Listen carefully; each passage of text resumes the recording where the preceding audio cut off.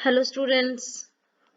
मैं होप करती हूँ कि जो मैंने कल आपके साथ वीडियो शेयर किया था आपने उसको जो है वो काफ़ी हद तक जो है वो उसको समझा होगा और काफ़ी नॉलेज। तो आज जो है मैं अपना नया वीडियो लेके जो है वो आपके साथ हूँ। आज जो है वो हम प्रेजेंट इंडेफिनिट टेंस के बारे में जो है वो पढ़ेंगे। प्रेजेंट इंडेफिनिट की पहचान जो पता है आपको कि क्या होनी चाहिए कि जिस वाक्य के अंत में ता है, ती है, ते हैं आते हैं उसको हम जो है वो प्रेजेंट इंडेफिनिट टेंस कहते हैं। डेफिनेट और इनडेफिनेट आपको पता है कि जो काम नहीं हुआ होता है, अनिश्चित चल रहा होता है, उसको जो है वो हम इनडेफिनेट में ले लेते हैं। जैसे अगर हम बात करें कि किसी भी चीज को लेके कि जैसे अब इसका मेथड ही ले लो आप कि क्या आ जाता है, सब्जेक्ट प्लस वर्ब की फर्स्ट फॉर्म और प्लस ऑब्जेक्ट। तो और इसके साथ सब्जेक्ट प्लस वर्ब की फर्स्ट फॉर्म प्लस एस और ईएस आ जाता है। अब हमें आगे पता होना चाहिए कि हम कहाँ पे जो है वो वर्ब की फर्स्ट फॉर्म को यूज करते हैं, कहाँ पर हम वर्ब की फर्स्ट फॉर्म के साथ जो है वो एस और ईएस को यूज करते हैं। पर इसके साथ जो है वो हमें पहले इस चीज का पता होना चाहिए, जैसे फर्स्ट पर्सन, सेकंड पर्सन और थर्ड पर्सन। जैसे फर्स्ट पर्सन में आ जाते हैं आई और वी, सेकंड पर्सन में आ जाता है यू और थर्ड पर्सन में आ जाते हैं ही, शी और इट।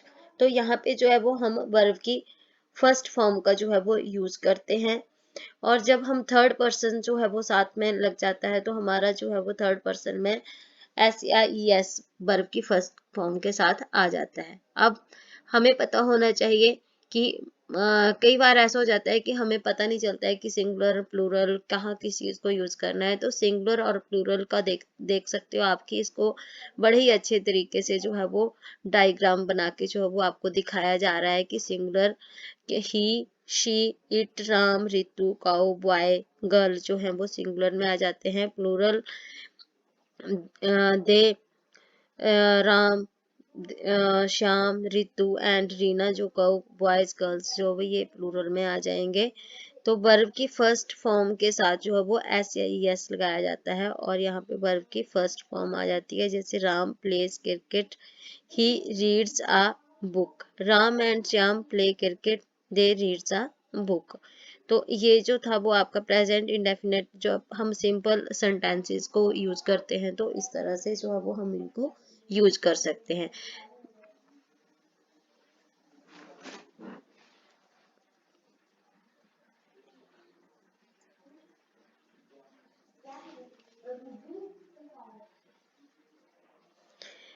नेक्स्ट जो है वो हम देखेंगे कि प्रेजेंट इंडेफिनेट टेंसेस में नेगेटिव सेंटेंसेस को जो है वो हम कैसे कौन से रूल्स के साथ लेके चलते हैं। जैसे नेगेटिव, नेगेटिव का मतलब होता है नकारात्मक वाक्य। नेगेटिव सेंटेंसेस नकारात्मक वाक्य, जैसे subject plus do not plus verb की फर्स्ट फॉर्म और प्लस ऑब्जेक्ट। इसके लिए सबसे पहले जो है वो आपको जो है वो इसका मेथड पता होना चाहिए कि हम इस सेंटेंस में क्या यूज करते हैं। सेकंड आ जाता है subject plus does not plus verb की फर्स्ट फॉर्म और प्लस ऑब्जेक्ट। अब आपको पता होना चाहिए कि जहां वर्ब की फर्स्ट फॉर्म लगाई थी वहां डू नॉट लगाना है, और जहां पे हम, ये बहुत बड़ी बात है कि जहां हम वर्ब की फर्स्ट फॉर्म के साथ या एस या ई एस लगाया जाता है वहां पे डज नॉट लगाया जाता है। जैसे I do not play football, you do not go to school, they do not tell lies, we do not waste our time. Ram does not play a football. He does not go to school. Radha does not tell a lie. Atul does not waste his time. तो ये था हमारा negative sentences का कि हमने इनको किस तरह से जो है वो किस तरह से जो है वो हमने इनको अप्लाई करना होता है। जैसे कि सब्जेक्ट डू नॉट और वर्ब की फर्स्ट फॉर्म और ऑब्जेक्ट। उसके बाद आ जाते हैं हमारे इंटेरोगेटिव सेंटेंसेस। इंटेरोगेटिव सेंटेंसेस वो होते हैं जिनको हम हिंदी में बोलते हैं प्रश्नवाचक वाक्य। प्रश्नवाचक वाक्य वो होते हैं जिनको जो है वो हमने पीछे जो है वो क्वेश्चन मार्क लगाया होता है। जैसे इसमें जो है डू और डज जो है वो पहले लग जाते हैं। जैसे डू है प्लस सब्जेक्ट प्लस वर्ब की फर्स्ट फॉर्म प्लस ऑब्जेक्ट और उसके बाद जो है वो क्वेश्चन मार्क आ जाता है। तो इनके सेंटेंसेस भी ऐसे ही बनेंगे, do I play football, does Ram play football. क्योंकि आपको पता ही है कि डू का यूज हम कैसे करते हैं और डज का यूज जो है वो हम कैसे करते हैं। डायग्राम में भी चीजों को दो पार्ट में जो है वो डिवाइड किया गया है। अब आगे पता होना चाहिए आपको कि यूजेस क्या हैं इसके। यूजेस जैसे फर्स्ट यूज बताया हुआ है आपको कि सार्वभौमिक सत्य के लिए। सार्वभौमिक सत्य क्या होता है? Universal truth. जैसे the sun rises in the east, ये तो इसमें जो है वो सार्वभौमिक सत्य है। The sun sets in the west, the Hindus worship the Ramayana, 2 and 2 make 4, कि इसमें हम इसको जो है वो इस तरह से यूज कर सकते हैं। दूसरा आ जाता है हमारा साइंटिफिक ट्रुथ के लिए, जो है वो साइंटिफिक ट्रुथ की एग्जांपल्स है कि water freezes at 0 degree, water flows from high to low. ये क्या है? ये साइंटिफिक ट्रुथ है। अब जर्नल जो ट्रुथ होती है उसके लिए कि I live at Mahendragarh, Raman reads in 12th class. तो अगर किसी हैबिट को हमने, अगर आप किसी हैबिट के लिए जो है वो हम किस तरह से सेंटेंसेस को यूज कर सकते हैं कि ही always speak the truth, Ram goes for a walk daily. अब उसके बाद जब रनिंग कमेंट्रीज, प्रेजेंट टाइम में रनिंग कमेंट्री जब चल रही होती है तो हम जो है वो इस तरह से कर सकते हैं कि Sohan hits the ball, it goes to boundary line. अब कहावतों के लिए जो है वो हम जैसे होती हैं, मैक्सिमम कहावतों के लिए यूज करते हैं कि union is strength, honesty is the best policy. इसमें मेन चीज जो एडवर्ब्स जो है वो हमें रिमेम्बर रखनी पड़ती हैं वो है daily, always, often, never, etcetera.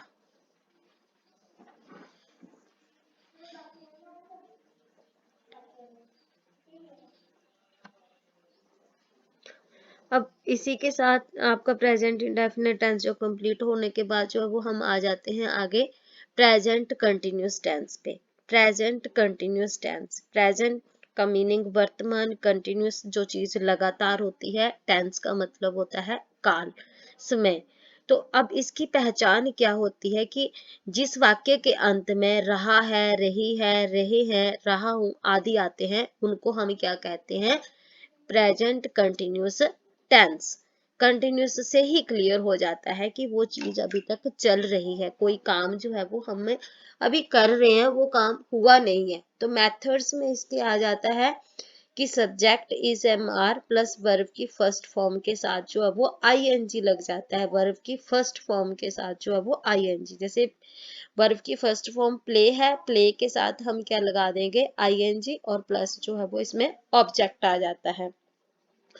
Subject plus is am are और नॉट, ये आ जाता है नेगेटिव में, वर्ब की फर्स्ट फॉर्म के साथ आईएनजी एंड प्लस ऑब्जेक्ट।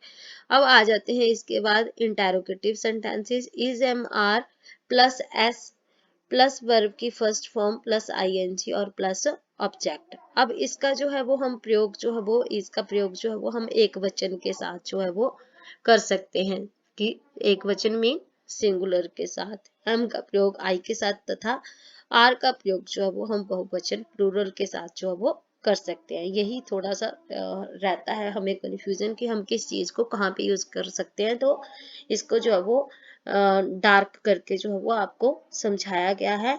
अब एग्जांपल्स ले सकते हैं कि मैं फुटबॉल खेल रहा हूँ, आई एम प्लेइंग फुटबॉल। तुम एक पुस्तक पढ़ रहे हो, you are reading a book. वह एक पत्र लिख रहा है, he is writing a letter. अब आप आ जाओ अपने नेगेटिव सेंटेंसेस। नेगेटिव जैसे नकारात्मक कि मैं फुटबॉल नहीं खेल रहा हूँ, I am not playing football. इस तरह से जो है वो आप बाकी सेंटेंसेस को भी रीड कर सकते हो कि तुम एक पुस्तक नहीं पढ़ रहे हो, you are not reading a book. वह एक पत्र नहीं लिख रहा है, he is not writing a letter. Next आ जाते हैं हमारे interrogative sentences. Interrogative sentences mean प्रश्नवाचक वाक्य जो है वो, क्या वो फुटबॉल खेल रहा है, क्या क्या मैं फुटबॉल खेल रहा हूँ, एम आई प्लेइंग फुटबॉल, क्या तुम एक पुस्तक पढ़ रहे हो, are you reading a book, क्या वह एक पत्र लिख रहा है, is he writing a letter. अब यूजेस का हम मेन चीज है कि हम इसको यूज कैसे कर सकते हैं ऐसे कार्य के लिए जो बोलते समय चल रहा है, कि जो काम जो है वो उस टाइम चल रहा होता है, उसके लिए हम इनका यूज कर सकते हैं। ऐसे कार्य के लिए जो बोलते समय पर नहीं चल रहा है परंतु सामान्य रूप से चल रहा होता है। For example, he is writing a novel these days. तो अगर हमारी कोई आगे की योजना होती है, थर्ड पॉइंट जो है वो हमारा निकट भविष्य की कोई हमारी प्लानिंग होती है, तो उसके लिए भी हम इसका यूज कर सकते हैं। जैसे we are going to Mumbai next week. फिर किसी भी स्थिति को दर्शाने के लिए या किसी भी सिचुएशन को इंडिकेट करने के लिए जो है वो हम इस टेंस का यूज कर सकते हैं। तब इसकी पहचान जो है वो दिखाई नहीं देती है। कई बार जो है कि हमें ये ऐसा नहीं है कि उस चीज को, किसी चीज को हम क्या कर सकते हैं, इंडिकेट करने के लिए जो है वो इस सेंटेंस का यूज भी कर सकते हैं। जैसे पक्षी पेड़ पर बैठा है, the bird is sitting in the tree. Radha दरवाजे पे खड़ी है, Radha is standing at the gate. जो इसमें एडवर्ब्स हैं जो हमने रिमेंबर रखनी होती है, मेन जो होती है at present, at the moment, nowadays, these days etcetera are the adverbs. तो मैं होप करती हूँ बच्चों कि आपको जो है वो मेरे वीडियो जो है वो पसंद आ रही होंगी और आप इससे जो है वो ज़्यादा नॉलेज ले रहे होंगे। अगली वीडियो जो है वो हम आगे अपने अगले सेंटेंसेस को कंटिन्यू करेंगे। तो होप है कि आपने जो है वो मेरे चैनल को सब्सक्राइब भी कर लिया होगा, जिससे जो है वो आपको इस प्लेटफॉर्म पे जो है वो बेस्ट एजुकेशन जो है वो मिल सके।